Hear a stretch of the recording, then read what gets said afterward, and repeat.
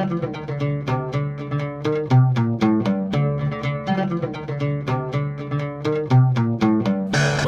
and welcome to Sci-Fi Christian's Book Reviews. I'm Ben DeBono, here talking to you today about Philip K. Dick's rather ambitious and bizarre novel, but I repeat myself since it's a Philip K. Dick novel, Now Wait for Last Year. You know what I'm finding with Philip K. Dick as I read more of his stuff is that there's a sense where you really need to space them out, which is kind of what I've been doing, and I'm glad I've been doing it. Like, don't read 10 of his books back to back to back to back, because they are kind of repetitive. Like, we can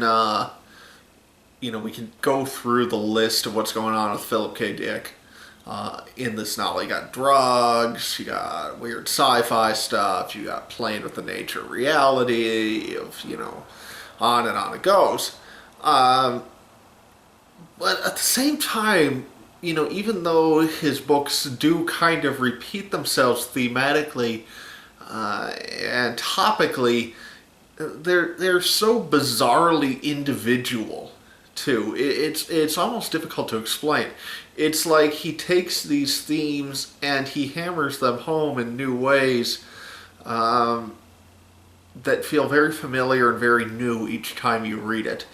It's almost like, I think it's probably because he was crazy. It's like we can all have novelists we've read who run out of ideas, or nonfiction writers can fall into the same trap of that they keep churning out the same book over and over again. And I think it's because, this is my crazy theory anyway, but it seems to me that part of it's because there's this conscious level of, I gotta write another book.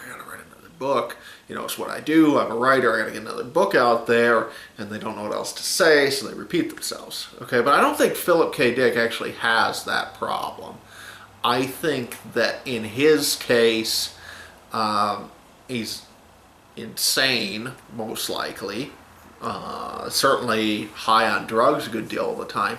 And I think he's just writing because that's kind of what he does in terms of working out his philosophy.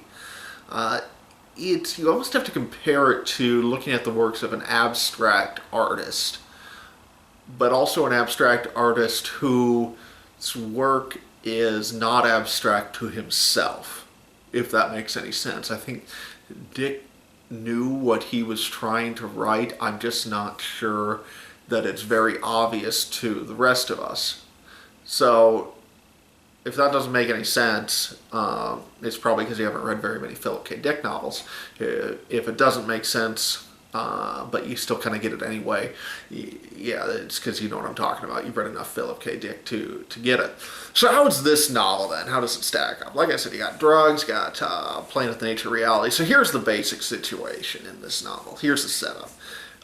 And it's actually a pretty good setup. You have humanity is caught kind of in the middle between these two warring intergalactic alien civilizations. And we've made allies with one of them, so we're de facto at war with the other, so we're really kind of caught in the middle here. Most of the book revolves around the UN Secretary General and his doctor. And the Secretary General is this guy Gino Malari, who has made a pact with one of the aliens. None of this is spoilers, it's just all set up for the novel. And it involves his doctor, who is this guy named Eric Sweetsend, who comes on board with him.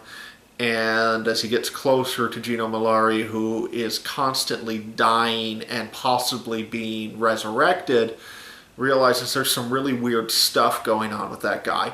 Simultaneously with that, there's this new drug that emerges on the market that apparently is instantly addictive, and it allows the user to travel either forward or backwards in time, with backwards being the far more common and forward being the less common. So very good setup. I'm not sure the novel actually makes any sense at the end of the day, but that's okay. I mean, it's like there's standards you'd have for another novelist, and there's the standards you have for Philip K. Dick. And they simply are not the same. Another novelist would be like, well, you don't quite pay this off. But with Dick, it's more, again, it's that abstract part, is that you're watching somebody just kind of throw the paint on the canvas. And the fact that he believes that it possesses great meaning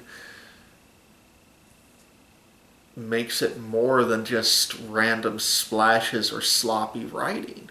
It inherently takes on meaning because of the meaning that he puts into it, even if his own madness doesn't necessarily allow him to be coherent on all points. And so this novel very much is like that. He has all these wonderful ideas he puts into play, and it ultimately becomes a very pessimistic meditation on the nature of reality, on our ability to change things or to not change things. And that, so many of Dick's stuff, it's questioning, is there even such a thing as reality in any meaningful sense?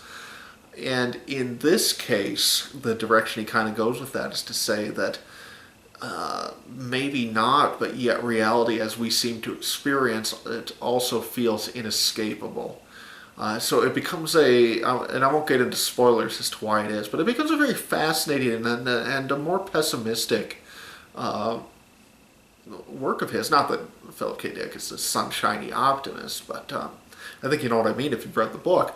So all that to say, I feel like I say this every time I do a Philip K. Dick review, that this isn't where I would start somebody who's never read it before. You know what the conviction I'm coming to, though, is that if you've never read Philip K. Dick before, there really isn't a good starting point.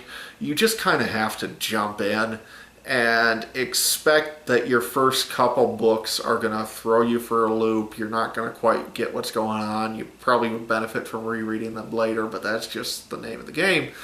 And you just kind of have to roll with it, I think.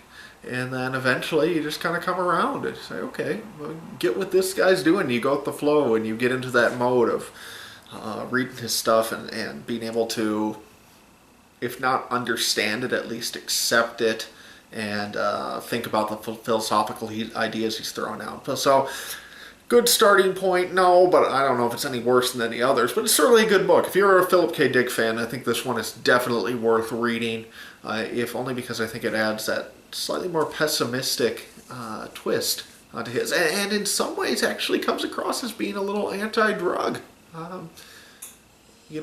It feels as though it's being written from a perspective of an addict who realizes that his addiction is fundamentally inescapable, even though he wishes he could escape from it. So lots of fascinating stuff going on here. I definitely recommend it. I'm going to give it 4.5 stars out of 5.